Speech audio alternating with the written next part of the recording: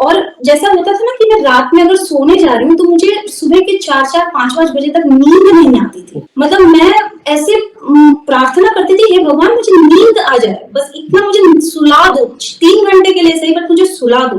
नींद नहीं आती थी मुझे, और ऐसी हार्ट बीट, मेरी एंजाइटी अटैक्स मुझे ऐसे आते थे। तो मैं उस व्यक्ति का आज शुक्रगुजार हूँ, बहुत शुक्रगुजार हूँ मैं उनकी, कि उनकी वजह से मुझे मेरे बाबा मिल गए, जिनको मैंने इतने सालों बात नहीं की, उनसे पूछा तक नहीं उनको कि वो कैसे हैं। जय श्री राम दोस्तों, कैसे हो आप? हमारी चैनल में आप सभी का स्वागत है। मैं हूं आपका दोस्त जयेश वाघेला, फाउंडर ऑफ धार्मिकस्टोरी.com एंड सीक्रेट मिस्ट्रीज। दोस्तों, आज मैं फिर से एक और इंटरेस्टिंग वीडियो कॉल सेशन लाया हूं। हनुमान जी के भक्त ऑनलाइन है और उत्सुक है अपना अनुभव शेयर करने के लिए। और वीडियो में आगे बढ़ने से पहले आप सभी को बता दूं कि अगर आप भी हनुमान जी से जुड़ा अपना अनुभव मुझसे इंस्टाग्राम वीडियो कॉल पर शेयर करना चाहते हैं तो इंस्टाग्राम की लिंक मैंने डिस्क्रिप्शन में दी है, उस पर क्लिक करें, मुझे फॉलो करें और मैसेज करें। मैं जल्द से जल्द आपसे जुड़ूंगा और वीडियो कॉल सेशन शेड्यूल करूंगा। और अगर आप ईमेल के माध्यम से अपना अनुभव शेयर करना चाहते हैं तो हमारा ईमेल आईडी है dharmikstory@gmail.com। तो चलिए आगे बढ़ते हैं आज के इस वीडियो कॉल सेशन में। नमस्कार बहन, जय श्री राम आपको। नमस्कार भैया, जय श्री राम। आपका बहुत बहुत स्वागत है आज के इस वीडियो कॉल सेशन में, और धन्यवाद भी जो आप अपना समय निकाल कर इनिशिएटिव ले रहे हैं हमारे प्रभु की महिमा का गुणगान करने के लिए। Most welcome. सबसे पहला सवाल बहन, ये बताइए कि आपका पूरा नाम क्या है, आप कहाँ से बिलोंग करते हैं और आप क्या करते हैं? नमस्ते भैया, मेरा नाम है वर्षा त्रिपाठी। मैं एक्चुअली मुंबई से बिलोंग करती हूँ और मैं एक सिंगर हूँ, कंटेंट क्रिएटर हूँ एंड साथ ही साथ डिजिटल वोकल कोचिंग भी करती हूँ। बहुत अच्छा लगा जानकर, और स्पेशली हम बहुत उत्सुक रहते हैं जब एक युवा सेशन में आता है और हमारे प्रभु की महिमा का गुणगान करता है, तो कहीं ना कहीं आज के युवाओं के लिए इंस्पिरेशनल सेशन हो सकता है। और आपको पता है कि ये जो सेशन हमारे प्रिय बालाजी महाराज से जुड़ा है। तो अगला सवाल ये है कि ये बताइए कि जीवन में सबसे पहले आप हमारे प्रिय बालाजी से कब जुड़े, जीवन कैसे, कौन से मोड़ पर उनकी पूजा भक्ति शुरू की, कौन से नित्य पाठ वगैरह आप करते हैं, और साथ ही में आप अपने अनुभव के साथ कंटिन्यू कर सकते हैं जिसमें प्रभु ने कोई असंभव कार्य संभव किया हो या उनकी ऊर्जा महसूस की हो या कोई संकेत मिले हो। तो शुरुआत की भक्ति की जर्नी कैसे आपका विश्वास अटूट हुआ, और फिर आप अपने जो भी अनुभव है 1 by 1 डिटेल में आप साझा कर सकते हैं। तो एक्चुअली भैया ये जो शुरुआत थी, ये सबसे ज्यादा आश्चर्यचकित करने वाली बात है कि मेरे घर में भगवान बहुत सारे जो है मंदिर में रखे हुए थे और पूजा मम्मी करती थी, मोस्टली देवी माँ की। और मेरे जो पिताजी हैं वो हमेशा से नॉर्मल जो दिया दिखाना और ऐसे करते थे। ऐसे कोई पर्टिकुलरली हनुमान जी या श्री राम जी की तो खैर फोटो भी नहीं थी, तो ऐसा कुछ नहीं था कि पूजा होती हो कुछ भी। बट एक्चुअली अचानक अपने आप ही मेरे मन में ये बात आई कि मैं हनुमान जी के 108 पाठ करूंगी। तब मैं स्कूल में पढ़ती थी। तो अब ऐसा है कि स्कूल में तो उस जिस वक्त मैं थी तब यूट्यूब या ये सारी चीजें तो थी नहीं, तो ऐसा नहीं था कि मैंने कहीं से सुना या देखा और मैंने किया। तो मुझे ऐसा नहीं लगता कि मेरी तो कोई भी जगह है कि मैं खुद से कुछ मैंने किया होगा, ये उन्होंने ही मुझसे करवाया। तो मैंने कुछ 1 हफ्ते तक हनुमान चालीसा के 108 पाठ प्रतिदिन किए थे। मैं रात को 12 बजे बैठती थी और सुबह के 7 बजे उठती थी, एक ही आसन पे जी। तो मेरे घर में सब डर जाते थे कि उनको लगता है ये कौन सी तांत्रिक पूजा कर रही है, हम बैठे बैठे वो बीच बीच में देखते थे कि कर क्या रही है। फिर उन्होंने देखा कि नहीं, हनुमान चालीसा पढ़ती है तो ठीक है। तो हफ्ते भर में ऐसे कई बार कई सारे ऐसे अनुष्ठान मैंने अपने मन से किए। तो शुरुआत वहां से हुई, और बचपन में एक इंसिडेंट भी मेरे साथ हुआ जब मेरे मन में ये बात आई कि हाँ हनुमान जी मेरे साथ हैं। तो वो इंसिडेंट कुछ ऐसा था कि मैं बस में ट्रैवल कर रही थी और बस में बिल्कुल जो पीछे की सीट होती है वहां बैठी हुई थी। और पीछे की सीट में भी क्या होता है, एक ऐसी रो लगी हुई रहती है कि यहाँ पे 2-2 सीट्स के वो रहते हैं और पीछे एकदम पूरी सीट ऐसे रहती है। तो पीछे से क्या हुआ, किसी ने धक्का मारा, किसी गाड़ी ने बस को धक्का मारा, और मेरे जो आसपास लोग बैठे हुए थे, एक लोग तो आगे सीधा जाकर के वो जो कंडक्टर की जगह वहां जाके सीधे उछल के गिरे, कुछ लोग इधर उधर होने लगे। और मुझे ऐसा अनुभव हुआ कि गिरना या चोट लगना तो बहुत दूर की बात है, मुझे ऐसा लगा कि मुझे किसी ने ऐसे गोद में उठाया और यूं बिठा दिया। मुझे कोई खरोच नहीं आई, ना मैं आगे कहीं गिरी, ना इधर उधर किसी के ऊपर भी, कंधे पर भी नहीं गिरी होंगी मैं किसी के। तो मन में एक ये था कि हाँ ठीक है, मेरे साथ हनुमान जी हैं, और बड़ा प्राउड फील होता था। तो जब ये ऐसे मजाक में हम लोग लॉन्ग जंप हमारे सेशंस होते थे स्कूल में, तो मैं इतनी ऊंची ऊंची लॉन्ग जंप करती थी कि मम्मी मेरी बोलती थी लगता है तुम्हें अंज उड़ा के उधर लेके जा रहे हैं, ऐसा करके। तो ऐसी ऐसी घटना शुरू में हमारे साथ हुई है। तो ये शुरुआत थी। बट एक्चुअली जो हनुमान जी का जो एक बोलते हैं ना कि बिल्कुल ही पैरों पे जाके उन्होंने मुझे अपने गिरा दिया, वो था जो मेरे साथ आगे चल के कई सालों बाद जो घटना हुई है, तो वो भी मैं शेयर करना चाहूंगी। तो जो घटना मैं बताने जा रही हूँ अभी, उस घटना ने मुझे हनुमान जी के साथ ऐसे जोड़ दिया कि जैसे अब मैं उनको कोई भगवान या ऐसे ना देख करके अपने पिता जैसा देखती हूँ, और मैं समझती हूँ कि वो मैं उनकी बच्ची हूँ, और मेरे को कोई भी दिक्कत हो या कोई प्रॉब्लम हो तो वो मेरी हर चीज का सॉल्यूशन दे देंगे। ये जुड़ाव कहाँ से हुआ वो मैं बताती हूँ। वो एक्चुअली जो ये स्कूल की घटना मैंने बताई, उसके कई सालों बाद, मैंने कई सालों तक मैंने कोई हनुमान जी की ऐसे पाठ पूजा नहीं किए। राम जी तो हमारे घर में स्टैब्लिश्ड भी नहीं थे कि इतना मन में रहे कि पूजा पाठ करें, नथिंग। तो क्या हुआ कि हमने जब मैंने इतने साल निकल गए, जब स्कूल कॉलेज कंप्लीट हो गया, मुंबई आ गए, अपना करियर शुरू कर दिया, तब भी ये नहीं आया मन में कि हनुमान जी की पूजा करूं या कुछ भी ऐसा करूं, कुछ नहीं। हम होता है ना, माया में बिल्कुल ही खो जाते हैं, तो ऐसा ही चलता है। तो 2017 तक सब कुछ ठीक था। अब क्या है कि दो दुनिया होती है इंसान के अंदर, एक अंदर की दुनिया होती है और एक बाहर की दुनिया होती है। तो 2017 तक तो मेरी ये दोनों दुनिया ठीक चल रही थी। 2018 से ऐसा होने लगा कि बाहर की दुनिया तो परफेक्ट है, सब वाहवाही कर रहे हैं, सब अच्छा कुछ हो रहा है, सब कुछ ठीक हो रहा है, अंदर की दुनिया में कुछ ना कुछ गड़बड़ होनी शुरू हो गई थी। तो मुझे उस वक्त समझ नहीं आ रहा था कि हो क्या रहा है, और धीरे धीरे ऐसा होने लगा भैया कि मैं अकेले बैठती और रोने लगती, और एकदम से मेरा मन घबराने लगता, और इस तरीके से मुझे धीरे धीरे पता चला कि क्या ये डिप्रेशन है या क्या चीज है। मुझे समझ नहीं आ रहा था एग्जैक्टली कि चल क्या रहा है, बट इवेंचुअली मुझे रियलाइज होने लगा कि कुछ ना कुछ अंदर सिम्टम्स मेरे सही नहीं चल रहे हैं। तो और जैसा होता था ना कि मैं रात में अगर सोने जा रही हूँ तो मुझे सुबह के 4-5 बजे तक नींद नहीं आती थी। मतलब मैं ऐसे प्रार्थना करती थी, हे भगवान मुझे नींद आ जाए, बस इतना मुझे सुला दो, 3 घंटे के लिए सही, बट मुझे सुला दो। नींद नहीं आती थी मुझे, और ऐसी हार्ट बीट, मेरी एंजाइटी अटैक्स मुझे ऐसे आते थे कि मैं ये समझी कि अगर पूरा सुनसान अगर कर दूं रूम को तो मुझे अपनी हार्ट बीट सुनाई देती थी इतनी जोर से, और ऐसा लगता था कि जैसे ये एकदम मुंह से बाहर आ जाएगा कलेजा, इतनी जोर से धड़कता था। तो मुझे पहले ऐसा लगता था कि डिप्रेशन क्या होता है, बड़ा मैं मजाक सा समझती थी, अरे यार ये फैंसी वर्ड्स इंट्रोड्यूस कर दिए हैं कि डिप्रेशन हो गया, ये हो गया, कुछ नहीं, आप अच्छा खाओ पियो, अच्छे दोस्त यार हो, आपने अच्छा काम किया, पैसे अच्छा बना लिया। मैं लिटरली बता रही हूँ भैया, दुनिया का कोई पैसा, दुनिया का कोई शोहरत, दुनिया का कोई नाम, कुछ भी आपको मन की शांति नहीं दे सकता। आप अंदर अगर आपके डिप्रेशन है तो ये सारी चीजों से आपके डिप्रेशन का कोई लेना देना नहीं है। तो मैं जब बड़े बड़े स्टार्स को देखती थी वो डिप्रेशन की बातें करते तो मुझे बड़ा ही ऐसा लगता था कितना फेक बातें हैं ये, उनको किस चीज की कमी या दुख होगा, बट ऐसा नहीं है। डिप्रेशन का इन चीजों से कोई लेना देना नहीं है। तो ये चीज चल रही थी, इस चीज को करीब 2-3 साल हो गए, मतलब बिना ट्रीटेड, नथिंग, मैंने किसी से ना सलाह ली, ना कोई बातचीत की, नथिंग। एंड मोस्टली मैं मुंबई में अकेली ही रहती हूँ, तो मेरे पेरेंट्स आते जाते रहते हैं, और देखिए भगवान की क्या कृपा हुई है कि पिछले 1 साल से मेरे पेरेंट्स यहाँ मुंबई शिफ्ट हो गए, कुछ काम की वजह से। हाँ, तो दे आर कम्प्लीटली हियर। ये मेरे प्रभु ही कर सकते हैं, कोई नहीं कर सकता। इतने सालों से मैं अकेली थी, वो आते थे, रहते थे मेरे साथ, बट उनका भी काम में 100% तो नहीं रख सकती।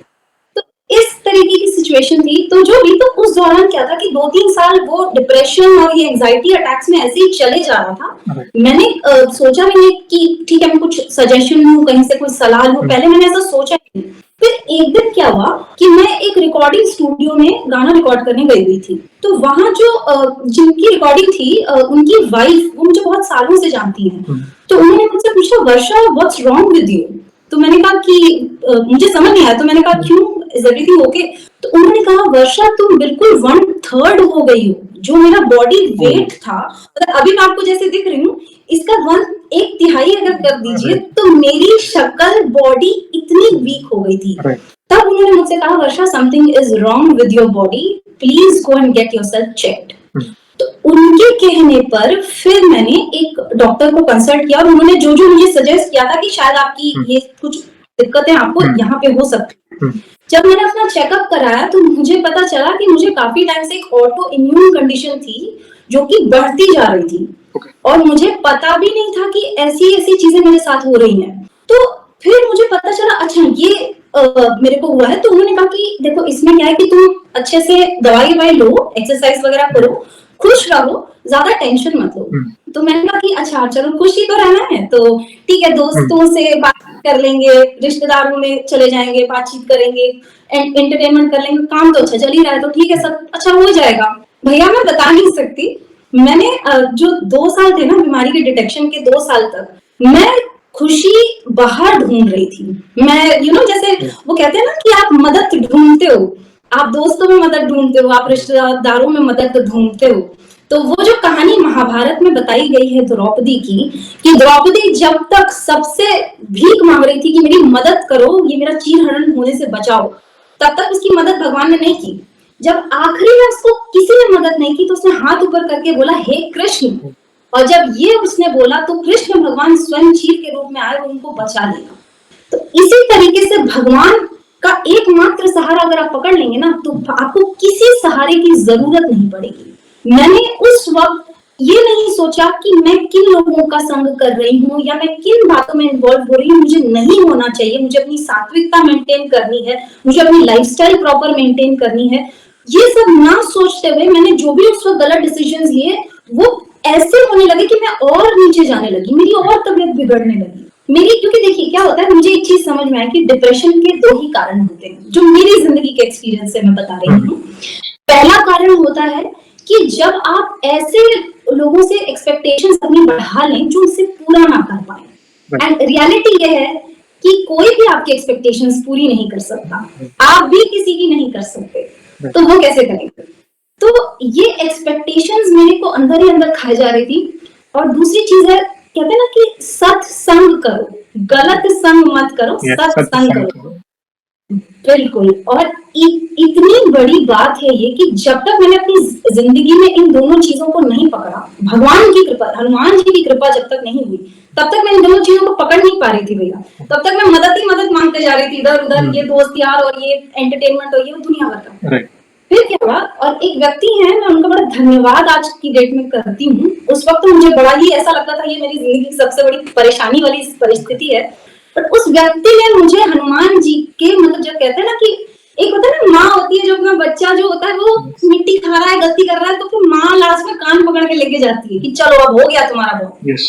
तो मुझे वो परिस्थिति तक लाने के लिए एक छोटा सा इंसिडेंट जो है वो मैं सुनाऊंगी। जब मेरी हनुमान जी से बिल्कुल ही ऐसी हो गई कि हाँ भैया यही है मेरे और कोई नहीं है मेरा।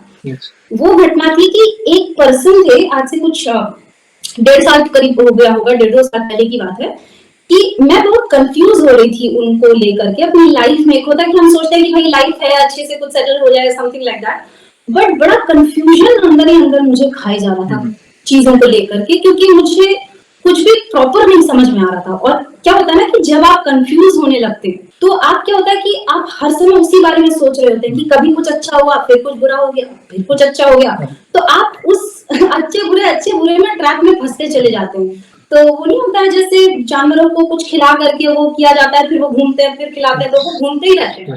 तो ऐसी परिस्थिति हो गई थी मुझे मेरे मानसिक रूप से।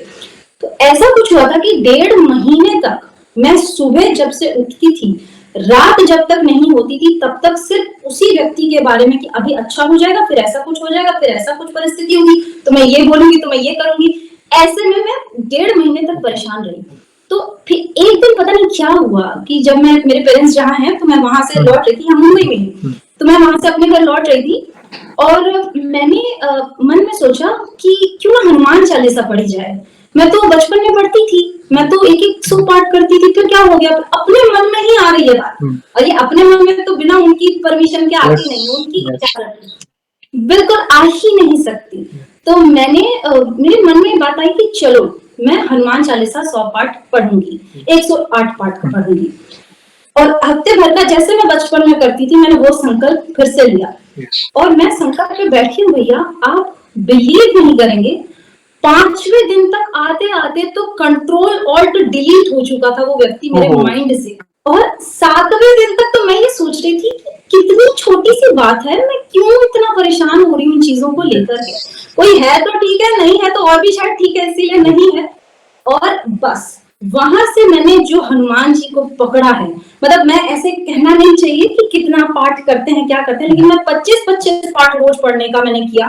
फिर कभी ऐसा समय नहीं हुआ तो 11 पाठ मैं रोज पढ़ती हूँ, अभी भी पढ़ती हूँ। Okay. कभी कभी मिस हो जाता है, बट मैं पढ़ती हूँ बिल्कुल, और बिल्कुल ना पढ़ पाऊँ तो एक तो पढ़ती हूँ। तो मैं उस व्यक्ति का आज शुक्रगुजार हूँ, बहुत शुक्रगुजार हूँ मैं उनकी, कि उनकी वजह से मुझे मेरे बाबा मिल गए, जिनको मैंने इतने सालों बात नहीं की, उनसे पूछा तक नहीं उनको कि वो कैसे हैं। तो मैंने ये चीज अपने मन में, मतलब जो कहना चाहिए ना, कि भगवान मुझे इस परिस्थिति की वजह से वापस से मेरी जिंदगी में आए। और अब तो ऐसा हो गया कि मैं बात बात पे घर पे ऐसे कॉन्वर्सेशन करती हूँ कि नहीं बाबा, तो मुझे नहीं लगता कि बाबा भी वहां चाह रहे हैं कि हम जाएंगे, बाबा ऐसा नहीं चाह रहे कि ऐसा हो। तो वो तो किसकी बात कर रही है, मतलब मैं हनुमान जी की बात कर रही हूँ, वो मेरे बाबा हैं। तो ऐसे हमारे घर में कॉन्वर्सेशंस अब होते हैं। तो ये एक बहुत मेजर घटना थी जिसमें मुझे अंदर से बिल्कुल, कहते हैं ना, बहुत सारा कचरा जमा होता है हमारे अंदर, वो ऐसी झाड़ू लगाई है उस कचरे पे Yes. कि अब बहुत शांति है मेरे मन में। और जो मैं कह रही थी डिप्रेशन, ऑटो इम्यून डिजीज की कंडीशन, भैया मैं दवा तो खाती हूँ पर मुझे उस कंडीशन का कोई असर मेरे बॉडी पे दिखता नहीं है। Okay. सब नॉर्मलाइज हो गया मेरी बॉडी में। और दूसरी चीज है, जो डिप्रेशन हो रहा था, तो अब ऐसा लगता है कौन सा डिप्रेशन, काहे का डिप्रेशन, जब बाबा हैं साथ में, तो मैं किस बात के लिए डिप्रेशन लूं, मेरा तो सारा काम वो करने वाले हैं, तो मैं क्यों परेशान हूँ। तो बस सारी चीजों ने ऐसे अलविदा कह दिया, बुरी बुरी चीजों ने, तो बस वो बाबा की वजह से। बहुत बड़ी चीज है बहन, मैं सही बात बोलूं, ये कई युवाओं के सवालों का जवाब है, स्पेशली कोरोना के बाद, जैसे डिप्रेशन, एंजाइटी, ये ऐसी बीमारियां हमी के द्वारा उत्पन्न की गई बीमारियां हैं जो यहाँ से होती है। जैसे हमें बुखार होता है, वो कहीं से लग जाता है, वायरल या दूसरी बीमारियां लग जाती, मगर डिप्रेशन, एंजाइटी और दवाइयां कितनी भी खाओ इसकी, जब तक आप यहाँ से सही नहीं होंगे तब तक वो सॉल्व नहीं होगी। तो स्पिरिचुअल पाथ एक ऐसा पाथ है जो आपके सारे सवालों के जवाब देगा। जो प्रॉब्लम आपको बड़ी लग रही थी, आपने देखा जब आप प्रभु की शरण में गए, आपको लगा अरे ये सब सिली चीज के लिए मैं परेशान हो रही थी। कई बार होता ना, जो होता है अच्छे के लिए होता है। भक्त चाहे प्रभु को भूल जाए, लेकिन प्रभु अपने भक्त को कभी नहीं भूलते। आपने उनकी पूजा आराधना स्कूल टाइम से की, मगर होता है जीवन में उतार चढ़ाव, जिम्मेदारियों में कई बार ये हम माया जाल में फंस जाते हैं। मगर जो सुकून करोड़ों रुपए खर्च करके नहीं मिलता, वो सुकून भगवत भक्ति के मार्ग पर मिलता है। और अगर आप किसी भी कार्य में प्रभु को प्रमुख रखकर वो कार्य को आरंभ करेंगे ना, तो आपको कोई चीज की टेंशन नहीं। प्रभु ने सब संभाल के रखा है, तुम रक्षक का हो को डरना। जब आप साथ है ना, तो मुझे किसी बात की चिंता नहीं। स्पेशली ये मैं ये चीज को कहता हूँ, ये जो फाउंडेशन लोग डालते हैं ना, महिला भक्त को हनुमान जी की पूजा नहीं करनी चाहिए, ये नहीं करना चाहिए, नहीं है। हर जीव हनुमान जी की भक्ति कर सकता है। हनुमान जी बल के देवता है, वे आपको कॉन्फिडेंस देंगे, एक अलग ही लेवल का सुकून आपके अंदर होगा। कोई भी कार्य करने में आपके अंदर वो एक्साइटमेंट होगा और आपके अंदर एक सिक्योरिटी फील होगी। आप भले मुंबई में इतने साल अकेले हैं, मगर आपको एक अंदर से वो सिक्योरनेस होगी, नहीं कोई तो है मेरा ध्यान रख रहा है। एक आपने उनको पिता स्वरूप माना, वे आपको एक सेकंड भी साए की तरह आपके साथ रहेंगे, आप याद रखिएगा। और भी कोई अनुभव तो प्लीज शेयर करिए बहन। आपने भैया अभी एक बात कही कि साए की तरह साथ रहेंगे, तो मुझे एक बात याद आ गई जो मेरे माइंड में नहीं थी इतने दिनों से। एक दिन ऐसा हुआ कि मैं रात में आ रही थी, घर से, मेरे घर की तरफ आ रही थी, और बहुत लेट हो गया था मुझे, मुंबई की ही बात है। तो अब क्या है, मैं जिस एरिया में रहती हूँ वहां थोड़ा सा सुनसान सा रहता है। तो मैं जब आ रही थी, तो तब तक मेरी भक्ति भगवान की बाबा की अपनी शुरू हो चुकी थी। तो मैं हनुमान चालीसा का बहुत सारा पाठ करती थी, तो मुझे इतना कोई डर नहीं लगता। पर जैसे मैं आ रही थी ना, तो साया जो आपने वर्ड बोला, सडनली क्लिक किया, तो मुझे एकदम से ऐसा लगा कि कोई साया मेरे पीछे है, जैसे कोई मेरे साथ चल रहा है। राइट, अब वो ह्यूमन फॉर्म में तो नहीं दिख रहा, बट साथ चल रहा। तो मैंने एक बार, रात में थोड़ा तो घबराहट होती है, कभी कभी ऐसा होता तो है, तो मैंने ऐसे फट से मुड़ के देखा, मुझे बिल्कुल, भैया अगर मुझे किसी चीज का ऐसा एहसास हो रहा है ना, तो मैं बहुत सेंसिटिव हूँ इन चीजों की तरफ। मैं समझती हूँ कि हाँ मुझे पता चल जाता है। तो मैंने उस सारे जैसी चीज देखी, जैसे मैंने घूम के देखा तो कुछ था नहीं, बट देन मुझे पूरे रास्ते इतना कॉन्फिडेंस उसके बाद लगा ना कि अरे मेरे साथ तो चल ही रहे हैं, तो अभी किसका डर। बिल्कुल बिल्कुल ऐसा। और होता है ये, कई बार क्या होता है, जैसे दो टाइप की ऊर्जा होती है, एक पॉजिटिव और एक नेगेटिव। नेगेटिव यानी नकारात्मक ऊर्जा, भूत प्रेत आदि जो भी एग्जाम्पल, ठीक है, और एक पॉजिटिव ऊर्जा जो ईश्वरीय शक्ति होती है। तो कई बार जैसे आपने देखा, आप अकेले थे, रोड पर चल रहे थे, आपको कुछ फील हुआ कि कोई तो है, मगर आपको वाइब्स आई, कॉन्फिडेंस बढ़ा। और जब नकारात्मक ऊर्जा होती है तो अंदर से एक अलग सा डर लगने लगता है, आपको नहीं, मुझे यहाँ से जाना है। तो ये होता है, 2 टाइप की ऊर्जा होती है। तो आपको वो जो पॉजिटिव ऊर्जा है, वो सकारात्मक ऊर्जा आपने वो अनुभव की। Please continue. जी, जी, जी। तो एक तो मैं बताना चाहूँगी जो कष्टभंजन महाराज जी से रिलेटेड बात ओके। है। तो हमारी क्या है कि घर के पास में काले हनुमान जी का मंदिर है और मतलब मैं वहीं सैटरडे और ट्यूसडे हमेशा जाती हूँ बाबा से मिलने के लिए और जो भी अपनी मन की बातें सब मैं करती हूँ उनसे जाकर के। तो ये एक चीज़ है कि मैं वहाँ गई और पूजा-वूजा करके आती हूँ। तो हमारे घर पे ऐसी बात चल रही थी कि चलो आपका चैनल तो देखा तो ये लगा कि चलो कष्टभंजन महाराज के चलते हैं। ओके। तो हमने डिसाइड किया कि चलो अब क्या करें, वहां से हमें पता चला हमारे कुछ रिलेटिव्स हैं जिन्होंने कथा रखवाई थी श्री रामभद्राचार्य महाराज जी की। ओह! तो जी, तो सबने बोला कि अरे तुम्हें आना चाहिए आना चाहिए। अब क्या होता है देखिए हमारी तो बुद्धि इतनी होती नहीं है, हमें तो बाबा बताते हैं कि भाई बेटा ये ऐसी चीज है तुम्हें जाना जरूरी है। तो मैंने सोचा कि कहाँ जा पाएंगे अभी वहां से वहां पे क्या जाएंगे, तो करके पूजा अपनी भगवान की कष्टभंजन महाराज से सीधा घर ही आए। तो मैं ऐसे ही सोच करके मैं मंदिर गई और उस दिन क्या हुआ भैया कि वो मंदिर में टीवी लगा हुआ है और वो टीवी में या तो कोई टीवी सीरियल चल रहा होता है या तो वो टीवी बंद रहता है और कुछ नहीं चलता। टीवी सीरियल मतलब नॉट सास बहू वाला, बट टीवी सीरियल भगवान के सीरियल्स होते हैं वो चल। तो जैसे ही मैंने एंटर किया तो मैंने जैसे घूम के देखा तो श्री रामभद्राचार्य जी वहां पे प्रवचन दे रहे थे और मैं दंग रह गई कि इस टीवी पे मैंने कभी प्रवचन चलते नहीं देखा और जो पहली देखा वो प्रवचन रामभद्राचार्य महाराज जी का था। तो मैंने बाबा की तरफ बस देखा, मैंने कहा अच्छा चाहते हैं आपकी मैं जाऊं, तो अब आपने कह दिया तो जाना ही पड़ेगा, तो मैं जाऊंगी। तो मैंने ये डिसाइड किया कि मैं अभी जाऊंगी वहां पे बाबा महाराज जी के इसमें सत्संग में। तो हमने टिकट वगैरह वैसा करा और हम वहां पे गए। तो आप सोचिए भैया कि होता है ना कि जिसने प्रभु के चरण पकड़ लिए उसको दुनिया की किसी वैभव की के पीछे भागने की जरूरत नहीं है, पैसे के पीछे भागने की जरूरत नहीं है, उसको उठा के वो सबके सर पे बिठा देते।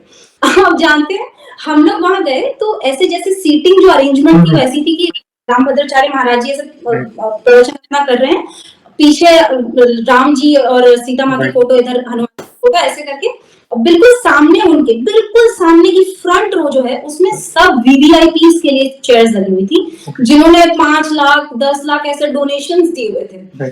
और हम जिस दिन गए हैं उस दिन वो सब खाली था, हमें एकदम सामने जाकर के बिठा दिया भगवान ने। क्या बात है। और ये समझिए कि जैसे ही जो व्यक्ति खड़े थे वो हटे तो यहाँ सामने हनुमान जी महाराज की ऐसे करके बैठी हुई मूर्त है और हंसती हुई मूर्त है। मैंने कहा अच्छा ये आप ही का करा हुआ है ना, सब सामने बैठा हुआ। तो ये सारी चीज हुई। और उसके बाद दूसरी जो घटना हुई, अगले दिन मुझे श्री रामभद्राचार्य महाराज जी के लिए परफॉर्म करने को भी मिला। तो ये बहुत बड़ी मेरे लिए बात थी कि मैंने तो कभी नहीं सोचा था। मतलब रामभद्राचार्य महाराज जी जो हैं वो तो ऐसे हैं कि समझिए कलयुग में लोग, बहुत से लोग ऐसा कहते हैं कि वो तुलसीदास जी के ही अवतार हैं, क्योंकि 2 लाख श्लोक याद रखना, पूरी रामायण याद रखना, ये किसके बस की बात है सोचिए। तो इसीलिए तो ये था कि मेरे लिए तो ये once in a lifetime की अपॉर्चुनिटी थी, प्लस मैं उनके सामने गई हूँ, उनसे पैर छू के उनका आशीर्वाद लिया है। बहुत मेरी तो ये समझिए बोल रही हूँ रोंगटे खड़े हो रहे, मेरी तो सोच के परे भगवान ने मेरे को दे दिया कि ले ये भी ले ले वो भी ले ले, मैंने ऐसे करते हैं बाबा। तो फिर ये सारी घटना हुई और जब मैं वापस से मंदिर गई तो मम्मी ने कहा अरे बेटा जरा ऊपर देखना, ये तो कष्टभंजन महाराज जी लिखा हुआ है। तो मैंने कहा क्या कह रहे हो, और मैं 2-3 महीने से ऑलरेडी मंदिर जाती थी जो घर के पास वाला मंदिर। और फिर मैंने कहा अरे देखो ये कष्टभंजन महाराज जी बैठे हुए हैं यहाँ पे और ये लेके गए मुझे वहां तक। तो ऐसी चीजें होती हैं, अद्भुत अद्भुत। हम सोचते हैं उससे भी, ये सब हमारी समझ से परे है बहन। ये मैं कहता हूँ हर बार कि हम मनुष्य हैं, हमारी लिमिटेशंस है, विचारों की सीमित दायरा आ जाता है। प्रभु को तो सब पता है ना हमारे लिए क्या उचित है क्या उचित नहीं है। ये सारी व्यवस्था यही तो करते हैं, कल्पना से भी ज्यादा। आपने क्या कहा, जब हम प्रभु की शरण में रहता है ना तो धन वैभव, क्योंकि सारे सुख आपकी शरण में है, सब सुख लहे तुम्हारी शरण और तुम रक्षक का हुको डरना। सारे जहां के सुख आपकी शरण में है और आप उनकी शरण में है, तो फिर पैसा हम संसार में ठीक है कमाना है, मगर वो सुकून नहीं है उसमें। ठीक है जीवन चलाना है, जिम्मेदारियां है, सुकून प्रभु की शरण में। मैंने कहा स्पिरिचुअल पाथ, ये आध्यात्मिक जो भगवत भक्ति का मार्ग है ना, वैसा सुकून आपको कहीं नहीं मिलेगा। आप कितना चाहे दुनिया घूम लो, आप देखिए वेस्टर्न कंट्री के भी लोग सुकून की तलाश में दर दर भटक रहे हैं और सनातन धर्म को अपना रहे हैं। क्यों? हरे रामा हरे कृष्णा ऐसे ही नहीं कर रहे हैं फिर। उसका जी, कारण जी, है सुकून नहीं मिल रहा है। बहुत इंपॉर्टेंट बात बिल्कुल, कही आप। Please continue. बिल्कुल। जी, तो कुछ ऐसी-ऐसी घटना जो रोज़मर्रा के टाइम में होती है और मैंने अक्सर देखा है भैया कि जैसे अब आज हम ये सेशन भी सैटरडे को रिकॉर्ड कर रहे हैं, तो मेरे कुछ भी इम्पोर्टेंट काम होते हैं ना, वो बाबा या तो सैटरडे को करवाते हैं या ट्यूसडे को करवाते हैं। तो मैं भी चिल होके बैठ जाती हूँ कि ठीक है, बाबा का दिन आएगा तो उस दिन हो जाएगा मेरा काम। तो अभी कैसा था कि जिस दिन रामलला की स्थापना हुई थी, उस दिन 2 ऐसी घटनाएँ मेरे साथ हुई कि एक तो भगवान ने मुझे दिखाया कि मैं तुम्हारे घर हूँ और मैं तुम्हारे पास हूँ, मैं तुम्हें देख रहा हूँ। बाबा और राम जी ये तो एक ही हैं, ठीक है? तो मैंने उस दिन ये अनुभव किया कि मैं रामलला बैठने वाले थे, तो मैंने सोचा चलो मैं भी 6 दिए अपने भी प्रज्वलित कर देती हूँ घर में, तो अच्छा रहेगा। तो मैं आधा दर्जन वो मैंने 6 दिए लेके आई। तो अब क्या है, जब दिया आप लेते हो तो आप भी चेक करते हो, सामने वाला पर्सन भी जो बेच रहा है वो भी चेक करता है। सबने चेक किया, पैसे दिए, घर आ गई। अब यहाँ क्या हुआ कि जिस दिन मैं घर आई तो अभी एक दिया, मुझे ऐसे मिट्टी की खुशबू बहुत अच्छी लगती है, तो मैंने एक दिया अपने लिए साइड कर दिया कि ठीक है मैं इसको अपने लिए रखती हूँ। तो 5 दिए हो गए, 5 दिए प्रज्वलित कर दूंगी। अब हुआ ये कि जब मैं प्रज्वलित करने गई तो मैंने देखा 6 के 6 दिए उसके अंदर। ओके। और मैं दंग रह गई कि मैंने काउंट किया और ये काउंट और जो मैंने रखा था तो वो मिला के तो 7 काउंट होते हैं। राइट। और इस तरीके से फिर मुझे समझ में आया कि अच्छा ये उन्होंने दिखा दिया कि नहीं, तू 6 ही जला, तूने 6 लाए थे तो 6 जला दे, कोई बात नहीं। तो ये मन में था कि चलो राम जी आए हैं और इतने मैंने जिस दिन रामलला की स्थापना हो और ऐसी घटना हो तो मतलब भगवान और कौन, भगवान ही तो बताएंगे कि बेटा मैं हूँ तेरे पास। तो ये घटना एक हुई प्यारी सी। दूसरी चीज हुई कि मुझे उस दिन एग्जैक्टली वही 22 जनवरी के दिन ही एक काम पर्टिकुलर था जो मैंने करीब 1 साल पहले उनको मना कर दिया था क्योंकि उस वक्त मुझे समय नहीं था। तो मैंने कहा कि बाद में कभी अपॉर्चुनिटी आए तो आप मुझे बताइएगा, ऐसे करके मैंने उनको ये कर दिया था। 1 डेढ़ साल तक मैंने ना तो मैंने उनसे कोई कांटेक्ट किया ना वहां से कोई खबर आई। बट एक होता है ना, जब आपका काम यहाँ पे कंप्लीट हो जाता है फिर आप सोचते हो वो अच्छा काम था, अगर थोड़ा सा अगर वो अपॉर्चुनिटी वापस से आ जाए तो मैं जरूर करूँ। तो मेरे मन में ये बात थी और 1-2 दिन पहले मैंने ये बोली थी कि बाबा देखो ना, अगर होता है तो आप देखो ना। तो ऐसे करके मैंने बोल दिया। तो एग्जैक्टली 22 जनवरी के दिन मुझे कॉल आती है कि वर्षा ऐसे-ऐसे है कि कुछ लोग थे जो पहले कर रहे थे बट अभी वो थोड़ा उनको टाइम नहीं हो पा रहा है, तो क्या आप करना चाहेंगी? मैंने कहा नेकी और पूछ-पूछ ऐसा करके मैंने बाबा को बोला थैंक यू। मतलब ये समझिए एक भैया आपके इसमें आए थे जो अफ्रीका में रहते थे, रहते हैं। मुझे लगता है ना कि ऐसे अपॉर्चुनिटी उनके पास जॉब की आई थी जो कि बाकी लोग कर नहीं रहे थे या उन्हें अच्छी-अच्छी क्वालिफिकेशन पे नहीं मिल रही थी। और यहाँ पे उन्होंने देखा कि नहीं तुझे चाहिए, चल मैं लेके आता हूँ। तो ऐसे भी कर देते हैं, वही मैंने वहाँ मतलब बहुत कृपा है उनकी। प्रभु को तो सब पता है, प्रभु को तो सब पता है। मैंने पहले ही कहा हमारे भक्त के लिए क्या उचित है। कई बार हम कहीं और हाथ पैर मारते हैं, निराशा मिलती है, सिलेक्शन नहीं होता, हम हाथ पे हाथ धरे, क्या पता वो हमारे लिए उचित ना हो, प्रभु ने कुछ अच्छा लिखा हो। बस एक ही चीज है, प्रयास करते रहना, अच्छे कर्म करते रहना और अपने जीवन को प्रभु के लिए समर्पित कर देना। प्रभु मैं अपने सांसारिक हूँ, जीवन आगे बढ़ाना है, कर्म तो करूंगी, मुझे प्रेरणा दीजिएगा, मैं अच्छे कर्म करूं, धीरज रखिएगा। देखना प्रभु आपके लिए जो उचित होगा, सारी व्यवस्था आपको आपको पता ही नहीं होगा कि वो चीज आपके लिए ऑलरेडी रेडी हो गई है, बस सही समय पर आपके सामने प्रभु रख देंगे। आपको नहीं पता था कि 22 तारीख को आपके सामने वही चीज घूम फिर कर आपके सामने आने वाली है, वो आ गई। आपने कहा नेकी और पूछ-पूछ, तो देखिए ये प्रभु ही तो सारी व्यवस्था करा। मतलब अब तो ऐसा हो गया ना भैया कि मेरे दिन भर में जो भी मैं काम करती हूँ, तो जैसे मेरे पापा मम्मी है कभी भी विजिट करते कुछ भी है, तो मेरा कॉन्वर्सेशन ऐसा हो गया ना कि अच्छा शायद बाबा ये कराना चाहते हैं, पापा आप जरा ले लो, बाबा का पानी है, मैंने पूजा किया था बाबा के। तो वो कॉन्वर्सेशन में बाबा हमारे फैमिली के मेंबर हैं, बाबा हमारे लिए भगवान ही नहीं है सिर्फ, अब वो अपने हैं, हमारे बाबा हैं, वो बड़े पापा मानती हूँ मैं उनको। तो ऐसी चीजें होती हैं। और भी कुछ चीजें मैं भैया शेयर करूंगी। कुछ ऐसा मैंने अब जैसे पहले मैं तो बहुत सालों से इस घर में रह रही हूँ, तो मुझे इतने साल ऐसा कोई ऐसा अनुभव नहीं हुआ कि जैसे कुछ आपको अनईजीनेस वाली फीलिंग आए।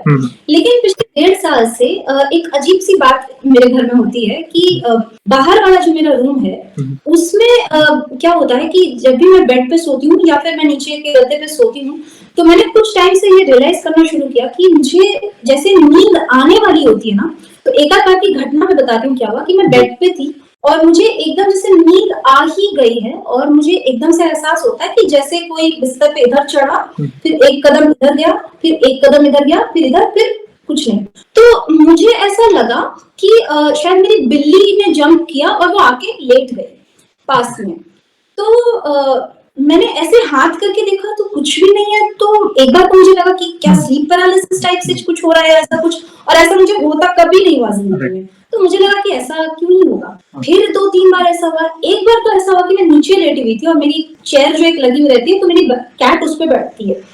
तो एकदम से फिर मुझे वही एहसास कि कोई नीचे आया, फिर इधर आया, फिर इधर आया, फिर इधर आया। तो मुझे लगा बिल्कुल इधर कोई लेटा हुआ है। तो मुझे लगा कैट ही होगी और कौन है। तो मैंने ऐसे हाथ करके चेयर पे रखा तो देखा कैट नहीं है, कैट वहीं सो रही थी। तो ये एहसास मुझे क्यों हो रहा है, और ऐसा कई बार हुआ है। तो ऐसी परिस्थिति जब भी होती है तो मुझे सच बताऊं, मुझे डर नहीं लगता। मुझे कहीं ना कहीं ऐसा लगता है कि कई बार ऐसे होता है कि हमारे कोई पितृ होते हैं, कोई होते हैं, तो जहाँ पूजा पाठ ज्यादा होती है, क्योंकि अब तक वो नहीं दिखे, कभी नहीं हुआ, अब ज्यादा होने लगा है। तो मैं उनको प्रणाम करती हूँ, और मैं बाबा को बोलती हूँ, बाबा मुझे पता नहीं है कौन है, बट मैं हनुमान चालीसा पढ़ने लगती हूँ। और आप बिलीव नहीं करेंगे भैया, मैं हनुमान चालीसा पढ़ती पूरी भी नहीं मेरी होती है कि मेरा वो फियर अंदर जो एक अनईजीनेस सी होती है ना, वो चली जाती है और मैं चैन से सुबह तक सोती हूँ। मुझे पता भी नहीं चलता कि कोई ऐसी घटना हुई है। ये एक चीज होती है। एक बार की घटना और मैं शेयर करूंगी कि मैंने ऐसे ही बाबा को बोला कि मैं सुनती हूँ आपके, तो हर दिन चलता है हमारा घर में आपका जो भी चैनल के जिसके भी अनुभव होंगे सब हम सुनते हैं चला करके। तो सब कोई बोलता है कि मैंने ऐसे देखा बाबा को, वहां देखा, फिर सपने में देखा, ऐसे देखा। तो कभी कभी मैं बाबा को बोलती हूँ कि देखो ठीक है, मैं जानती हूँ आप बहुत बिजी हो, तो मैं आपको ये तो नहीं कहूंगी कि मुझे बार बार आके सपने में देखो, ठीक है मैं समझती हूँ, बट ऐसा है कि मेरा बहुत मन है कि मैं सुंदर कांड का पाठ करूं। तो मैंने सुना है आप सबको जा जाके दर्शन देते हो, ऐसा ऐसा कुछ करते हो, तो आप मुझे भी एक बार दे ही दो। तो ऐसा मैंने बस बोला बाबा को। और सैटरडे का दिन था, पापा मेरे सो रहे थे और अचानक से रात के 1 बजे कहते हैं बेटा सुनो।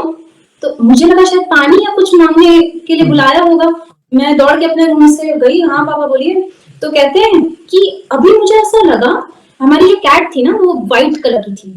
पापा कहते हैं कि मुझे ऐसा लगा किट्टू उछल के बेड पे मेरे बगल में बैठ गई। तो मैंने कहा किट्टू तो मेरे साथ है। बोलते वही बात है कि जब मैंने उसको देखा तो वो सफेद सफेद सा दिखा और वो किट्टू के हाइट से बड़ा दिखा। और सफेद सफेद। तब मैं समझ गई, मैंने बोला पापा आप सो जाओ। ये वो आए थे और आपको दर्शन देके चले गए, और ऐसे हैं कि बोला मैंने दर्शन आपको मिल गए, चलो अच्छी बात। तो ये एक दर्शन का बाबा का जो है हमारे घर में एक अपॉर्चुनिटी भगवान ने हमें दी एक। और मैं हमेशा बाबा को बोलती हूँ कि बाबा आप सपने में दिखो नहीं दिखो कोई बात नहीं, आप इतने बिजी रहते हो, सबका काम करते हो, बहुत व्यस्त हो आप, बस जिस दिन जाने का दिन हो ना तो उस दिन लेने आना, बस इतना। और मैं सच बताऊं भैया, इससे रिलेटेड मैं जो पेट का इंसिडेंट है वो भी आपसे शेयर करूंगी। तो जैसा मैंने बोला भैया कि मैं इतना भरोसा करती हूँ कि बाबा लेने बस आ जाए, बाकी वो सपने में दिखे ना दिखे। तो कहीं ना कहीं बाबा ने वो बात मेरी पेट के लिए भी सुन ली। तो उसका मैं वो घटना शेयर करना चाहूंगी। तो मेरी एक कैट थी, अभी 3-4 दिन ही हुए हैं वो नहीं रही, और उसका जो जाना था ना वो मेरी जिंदगी का सबसे बड़ा स्पिरिचुअल एक्सपीरियंस। और वो बाबा की प्रस्तुति, और नॉट जस्ट बाबा, बाबा के साथ साथ राम जी की प्रस्तुति का भी मुझे एहसास दिला के गया है उसका जाना। तो वो घटना मैं शेयर करूंगी। तो एक्चुअली जो मेरी कैट थी, और इनफैक्ट कई बार ऐसा होता था कि मैं जब हनुमान चालीसा का पाठ अपने रूम में करती थी तो मैं अपना गेट जैसे खोलती तो वो बेचारी आती और ऐसे बाहर से देखती, ऊपर ऊपर जैसे कुछ उड़ता हुआ सा दिखता है ना, तो वो देखते हैं जैसे, तो वो ऐसे ऐसे देखती और फिर पीछे हो जाती, और फिर मुझे उसको पकड़ के लाना पड़ता। वो अंदर रूम में नहीं, मैंने उसको ऐसा लगता कि कोई है रूम में, तो अंदर नहीं आती। तो ऐसा उसके साथ होता था। तो उसको क्या हुआ कि उसको एक हार्ट की कंडीशन डिटेक्ट हुई थी 1.5 साल पहले कहीं। तो उसमें क्या होता है कि हार्ट की वॉल्स बड़ी हो जाती है, पंपिंग में दिक्कत होती है, बहुत सारे कॉम्प्लिकेशंस होते हैं। तो वो बेचारी बहुत बीमार हो गई थी। तो मैं, अब देखिए क्या होता है, अपने घर में कोई पेट होता है तो बच्चा ही होता है अपना, हम तो कभी नहीं चाहेंगे कि उसको कुछ हो। तो हम अपनी जितनी समझ होती है उसमें से तो जाके हमेशा बोलते हैं कि उसको थोड़ा प्राण दो भगवान, उसकी कष्ट को दूर करो। तो ऐसे हम तो बोलते ही हैं, बट उन्हें पता है कि क्या बेस्ट है सबके लिए। तो मैं ये कहती थी कि बाबा मैं मांग जरूर रही हूँ, लेकिन तुम देखना कि जो सही हो वो करना। मैं ये भी बोलती थी कि मुझे नहीं अच्छा लगता कि भगवान से जाके ये बोलो कि ये दे दो, कि शायद या तो हम उसके लायक नहीं है या फिर वो हमें हमारी स्पिरिचुअल जर्नी में पीछे लेके जाएगा। तो इसलिए मैंने बाबा को बोला बाबा मैं उसकी मांगू तो मैं तो यही मांगूंगी, आप बाकी देख लेना। तो ये बोलती थी और मैं रोज भैया उसको हनुमान बाबू का पूरा पाठ सुनाती थी। अब वो तो बेचारी बोल नहीं सकती, उसको तो ये नहीं है। तो मैं क्या करती, बाबा को बोलती, बाबा ये मैं जो चला रही हूँ ये समझना कि हनुमान का पाठ उसके लिए हो रहा है। तो वो जिस रूम में रहती वहां चला देती और वो सुनती। ये होता रहा और उसकी कंडीशन जो है वो कभी बेटर हो जाती, कभी ऐसा लगता कि बिल्कुल चल नहीं पा रही, तो मैं जैसे उसको भगवान का जो पूजा करके पानी पिलाती ना, हनुमान चालीसा पढ़ा हुआ, तो वो फिर नॉर्मल एक्टिविटी करने लग जाती। तो ऐसा कई बार हुआ, मेरे पापा ने भी देखी ये चीजें। तो लास्ट टू लास्ट क्या हुआ कि जिस दिन 22 अप्रैल थी, मैंने अगले दिन हनुमान जयंती, तो उस दिन रात में जब मैं सोने जा रही थी तो मैंने बाबा को 12 बजे बोला, क्या गिफ्ट दूं बाबा आपको, ऐसा बोला और सो गई मैं। सुबह के 4:30 बजे यानी कि हनुमान जयंती के दिन मेरी कैट जो मसेरी होती है ना, उसके अंदर आई और मैं सो रही थी, वो आके एकदम से लेट गई। अच्छा, वो क्या था, पर्शियन कैट थी। तो पर्शियन कैट की हैबिट नहीं होती आपके साथ सोने की, आप बहुत ज्यादा कडली नहीं होते लोग, थोड़ी दूर पसंद। वो जब आके ऐसे सोई ना, तो देखिए भैया सुबह 4:30 बजे का समय हो रहा है, अगर थोड़ा सा भी कोई एहसास भी होता है तो आदमी की नींद नहीं खुलती। उस दिन ऐसा हुआ कि मुझे ऐसा लगा कि बाबा ने उठाया, कि उसको भी ताकत दी कि वो मसेरी के अंदर आए मिलने के लिए। बाबा ने मुझे उठाया कि बेटा उठ। तो मैंने कहा किट्टू को क्या हुआ, तो मैंने बोला किट्टू किट्टू ऐसे करके किया, तो वो बिल्कुल निढाल हो रखी थी, समझ में आ रहा था। तो मैंने जल्दी से बत्ती जैसे ऑन की, लाइट्स ऑन की, तो वो चीखी एकदम से। तो मैंने जल्दी से डैड को अपने बुलाया और वो धीरे से चल के आ रही थी और वो गिरती जा रही थी। वो समझ में आ रहा था जाने का टाइम है। तो फिर चीखी, तो कष्ट होता है ना, जैसे प्राण निकलते हैं तो कष्ट होता है। तो पता नहीं भैया, अब ऐसा मेरी ऐसी हालत थी, 1 महीना पहले मुझे लगता था इसको कुछ हो जाएगा तो मैं तो पागल हो जाऊंगी, लेकिन जब उसको हुआ ना, तो ऐसा लगा उस दिन मेरे अंदर कोई शक्ति जैसे आ गई और मेरे मुंह से निकला, पापा राम राम बोलो। और आप बिलीव नहीं करेंगे, मैंने और पापा ने राम राम राम राम राम राम राम राम बोलना शुरू किया। 8 से 10 बार नहीं बोला, वो उससे प्राण त्याग दिए, मुंह से उसके प्राण निकल गए। ऐसा मुंह खुला रह गया और प्राण निकल गए। और मैंने पापा को, देखिए रोंगटे खड़े हो गए मेरे, मैंने अपने पापा को बोला, पापा बाबा लेने आए थे उसको, वो बाबा के साथ गई है, वो कभी अब जानवर की योनि में जन्म नहीं लेगी, उसका कल्याण होगा। और वो गई है बाप भैया। हमें कभी पता भी नहीं था कि जानवर का क्रिमेशन भी होता है, हमें लगता था गाढ़ा जाता है। आप सोचिए कि जो कहते हैं ना कि एक वो तो बिल्ली थी, उसने तो अपने सारे जीवन मांस खाया, उसने तो सारे जीवन कोई राम नाम तो लिया नहीं, हनुमान चालीसा तो पढ़ी नहीं, उसने तो सारा जीवन ऐसा ही जानवर का व्यतीत किया। लेकिन उसने जाते वक्त राम नाम सुना, उसने जाते वक्त हनुमान चालीसा सुनी, मैंने हनुमान चालीसा चलाई और उसको वो सदगति भगवान ने दी कि आप ये समझिए, हमें क्रिमेशन का पता चला कि अस्थियां उसकी विसर्जित की गई है पानी में, उसको प्रॉपरली क्रिमेट किया गया, अस्थियां विसर्जित की गई। और आप जानते हैं जहां उसका क्रिमेशन हो रहा था ना, एक वैन में छोटी सी क्रिमेटोरियम सी बना रखी थी, वहां पे कर रहे थे, सामने हनुमान जी का मंदिर। ओह क्या बात है, इतना विशाल पोस्टर पे पूरी हनुमान चालीसा लिखी है यहाँ राम दरबार। मैंने कहा अब उसकी चिंता करने की जरूरत नहीं, वो गई। वो कहते हैं ना कि वो आपको राम जी के चरणों में ले जाते हैं और आपका कल्याण करवा देते हैं। उसने राम नाम लास्ट में जाते वक्त सुना, और क्या चाहिए भैया। तो बिल्कुल मैं कहती हूँ कि भाई जिसने हनुमान जी को पकड़ लिया ना भाई साहब, वो तुम्हारे सारे कर्म नष्ट करा करके तुम्हें सदगति करवा देगा। हनुमान चालीसा करो, राम नाम करो, और कुछ नहीं चाहिए जीवन में। राम जी के पास जाना है तो हनुमान जी की परमिशन के बिना, वो कहता है ना चेक पोस्ट होती है, राम दुआरे तुम रखवारे, उनका अप्रूवल जब तक नहीं। और राम नाम में बहुत शक्ति है, हर ऐसा नहीं सिर्फ मनुष्य का, हर जीव का कल्याण होता है। ले 2 अक्षर का नाम, सफल तेरे काम भी होंगे, जहाँ राम की चर्चा होगी वहां हनुमान भी हो।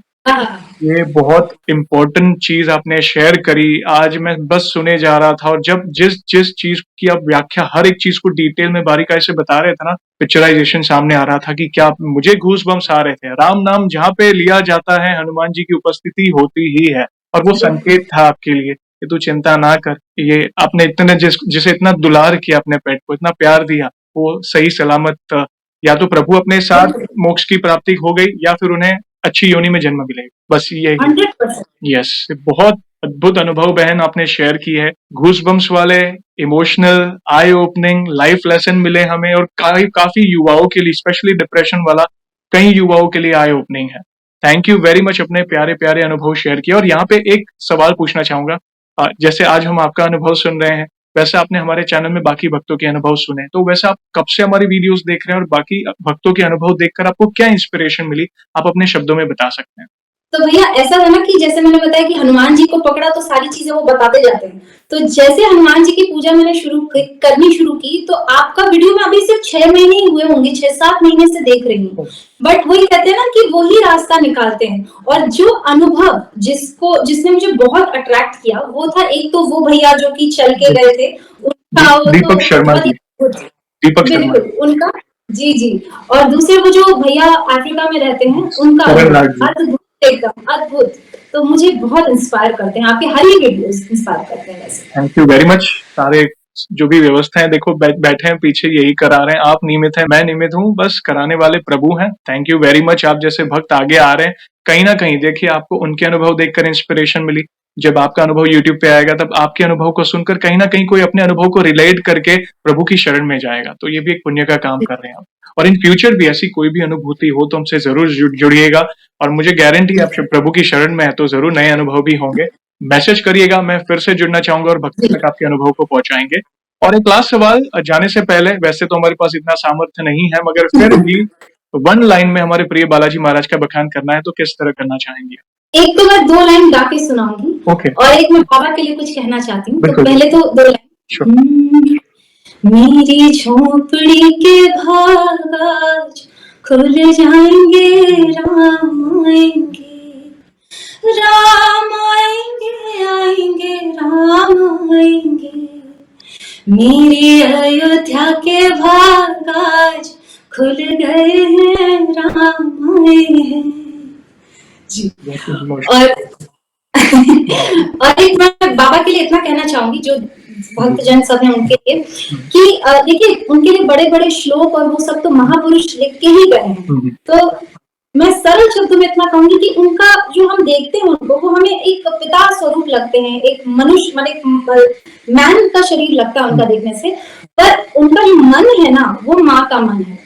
वो अपने बच्चे को दुख में देख नहीं सकते। अगर आपने हनुमान चालीसा पढ़ना शुरू किया, अगर आपने हनुमान जी की शरण ले ली, तो मैं आपको लिख के देती हूँ, जो भी सुन रहे हैं, मैं सबसे कह रही हूँ, मैं आपको लिख के देती हूँ कि वो माँ है जिसके पास इतनी शक्तियां कि आपके सारे कष्टों को दूर कर देगी। तो उसको पकड़ लीजिए, वो माँ भी है, वो पिता भी है। तो बस इतना ही मुझे कहना कि हनुमान जी मेरे लिए माँ भी है, पिता भी है, और अगर आपने उनका शरण ले लिया तो वो आपका कल्याण कर देंगे।